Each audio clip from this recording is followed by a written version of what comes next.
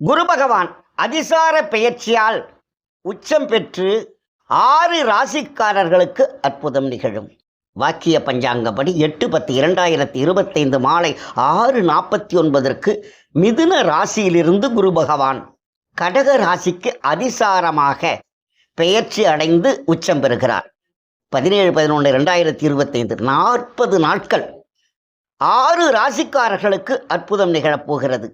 மிதுன ராசிக்காரர்கள் ஜென்மத்தில் இருந்து 2ஆம் இடத்திற்கு வருவதால் மிக அருமையாக எல்லா காரியங்களும் நடக்கும். கடக ராசிக்காரர்களுக்கு அஷ்டமத்திச்சனுடைய பார்வை குருவின் உச்சம் பார்வையில் அவர்களுக்கு நல்லதே நடக்கும். கன்னிராசிக்காரர்களுக்கு 10ஆம் இடத்தில் இருந்ததால் இப்போது 11ஆம் இடம் லாபஸ்தானத்தில் அமர்ந்தால் லாபங்கள் நிகழும்.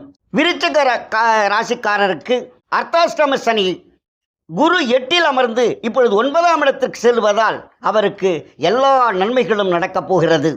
மகர ராசிக்காரருக்கு சப்தம பார்வையாக 7ஆம் இடத்தை பார்க்கிறது. அவருக்கு திருமண தடைகள் 7.5 சனி போன்றதெல்லாம் விலகி நன்றாகவே இருக்கும்.